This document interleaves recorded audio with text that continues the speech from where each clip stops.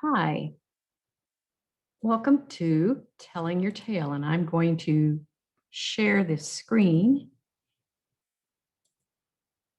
and we'll do this, I hope.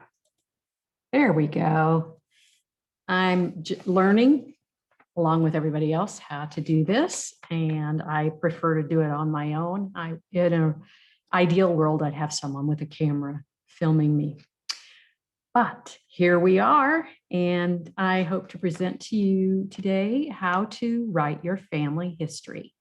Now, it's not everything you're going to need to know, but it's going to be enough to get you started. So without further ado, there's something you need to do first. Read, read, read. The first 4 books, I can't tell you. They're all very well-written, very good books about the subject of family history and how to write it. I would start with For All Time, and all 4 of these books are in the library and can be checked out. For All Time got me kind of excited about this subject, and I've read it a long time ago, to be honest. But since then, several other stories have come out, other books have come out. And right now, the newest one is You Can Write Your Family History. And it's a very, very good one with lots of tips in it. So I recommend that as well. But any of these will be fine. And My History is America's History. I believe it talks about, if I remember correctly, how you can insert historical events into your family history book. You can also do a Google search. And I read an article online at Family Tree magazine, and I'd hoped that a Google search would help me find that. But maybe I should have backtracked and gone to the Family Tree magazine website and searched in that website. But I did not have time to do that. I wanted to get this video out there and get you started writing. One of the best things online is Family Search Wiki Tips. And I don't know if you can see what I'm seeing, but I see the website there. Don't bother writing it down. It's not going to be on there long enough for you to write down. But what you can do is at the end of this webinar or video, you can find my email address and you can email me and I will send you the link. That'll be the easiest way for you to get to it. And also there's Inspire. If you go directly to this website, you may not be able to get into Inspire right away, but you can go through the library's website and go to databases, and it's one of them. If you click on that, then you'll be able to get in right away. Inspire is for Indiana residents only, I should say. So unless you're in Indiana, you may or may not be able to access this.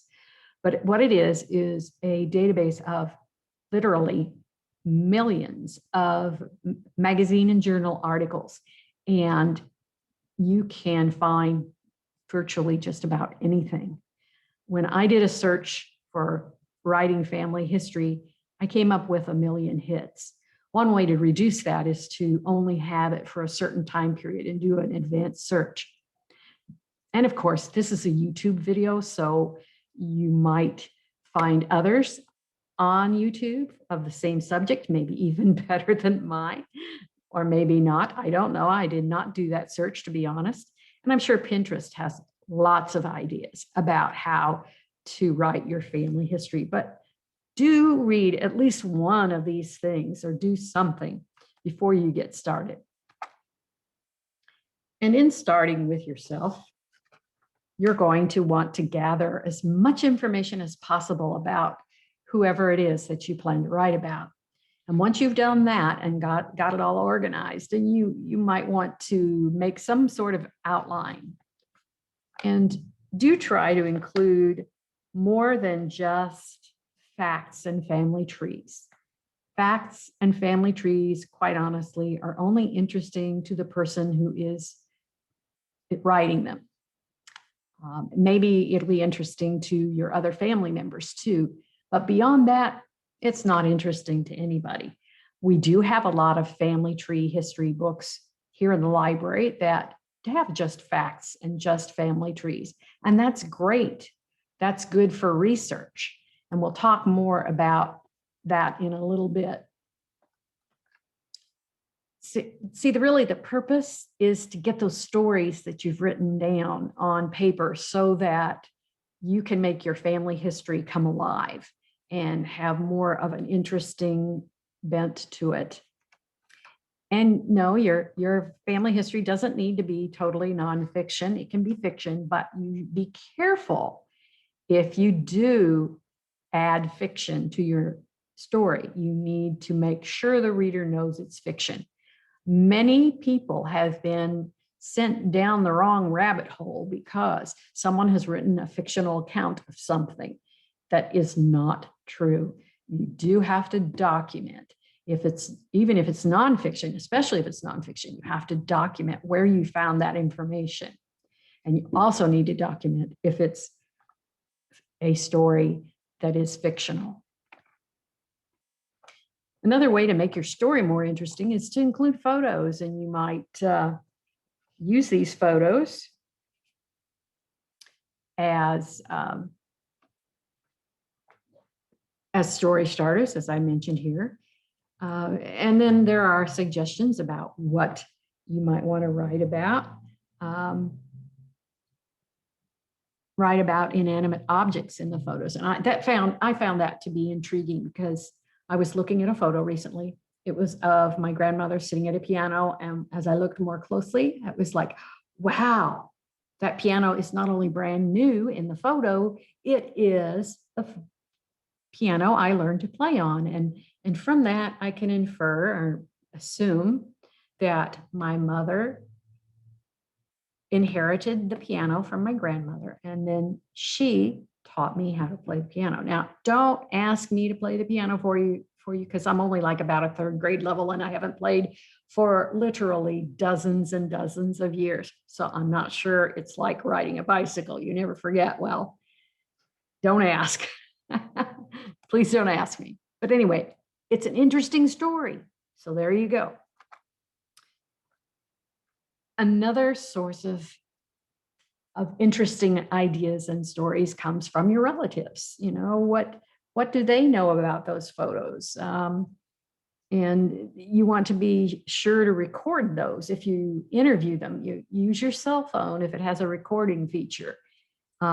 Take a video of them while you're doing that. Of course, you can't put a video on paper, but at least you'll have what expressions they were exhibiting when they were telling it.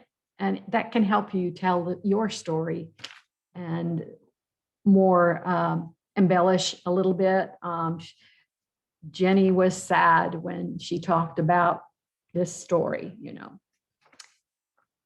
You can ask them all kinds of things, and there's lots of suggestions here. And if you're afraid you're going to run out, well, don't worry, Google to the rescue. Just look up family history interviewing, and you'll get hundreds of ideas, if not questions, to ask. Now we're going to talk about who is the audience for your story. And that goes back to what I was talking about earlier about facts and family trees. As I said, it's probably only going to be interesting to you or your family members. So if your family, and that's who you're going to write for, then that's fine. You know, we have lots of people who do research, and they're happy to find these types of books here at our library. Hint, hint. If you're a Morgan County resident and you decide to do that, you might want to donate a copy to our library. You know, family history stories don't make the bestseller list. So if your purpose for writing is to make bunches of money, probably not going to happen. The only exception I can think of is Alex Haley's Roots.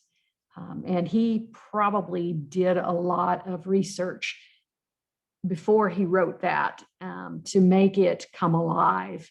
And so much so that it was made into a TV series, miniseries. Anyway, what he most likely did was his research, and hopefully I don't have a copy of the book, so I don't know if I can check this out, but I hope he has put in his sources in the back, because it would be fascinating to go back and see what he found and where he found it.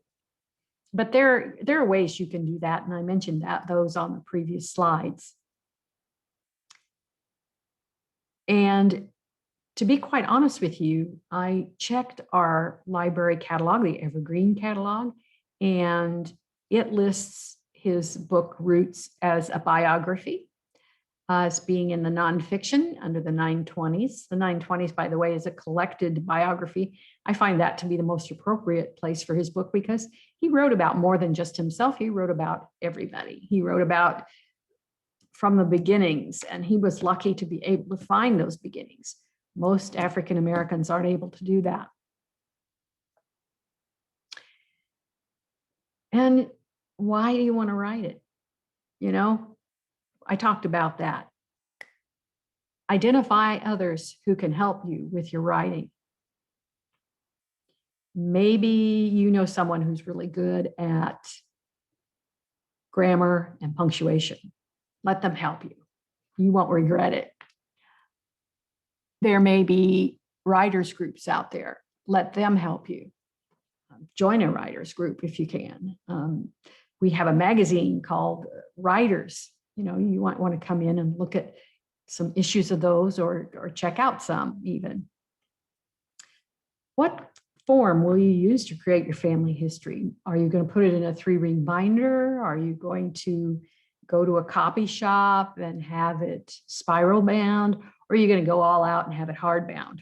And you have to consider how much it will cost. Then last but not least, you're going to have to set some goals. If you don't set a goal, then you're going to be going from, like a squirrel, going from nut to nut to nut. You don't want to do that. You want to have a plan. If goal doesn't resound with you, have a plan. And a SMART goal or a SMART plan is a good thing to have. SMART simply stands for specific. You want your goal or your plan to be very, very specific. It has to be measurable and achievable, and you need it to be relevant. You don't want to include things that aren't going to add to your book, for instance. And then there's time bound. That simply means you're going to have a time period in which to complete the project. And if you are writing it for handing it out at a family reunion, that's certainly a good thing to have. And by specific, what I meant was you don't want to get too specific, like saying, I'm going to spend Saturday and write my family history. That's not exactly specific enough. Maybe you're not going to spend 24 hours writing your family history straight. Basically, what you need to do is say something like, I'm going to spend at least 2 hours a week working on my family history. And then you can maybe make a schedule on a Google Calendar or something, and have certain times when you know that you're not going to be busy doing other things, that you can devote entirely to your writing, because you're going to want to do that. And that, my friends, is all I have for you today. And of course, you're only limited by your own imagination, but a couple of points to keep in mind. Again, if it's fictional, you need to document it and let your readers know. If you are writing, I'll give you one last tip. If you're writing and you're writing in the third person, you're telling about Aunt Joanne and how she did this and so, or she churned butter by hand, or whatever it was she did. You do not want to make any I statements. In other words, you can't say, I think this would be very hard to do. Sure, churning butter by hand might be a very hard thing to do, but you are doing what Sharon Carmack calls narrator intrusion, and you don't want to intrude on your story. Keep it in the third person and you'll be just fine. And again, If you think you can do it, you certainly can. And please join me next month for another YouTube video when the topic will be using photographs for scrapbooking and how to safely scrapbook your photographs. I hope you have a great day.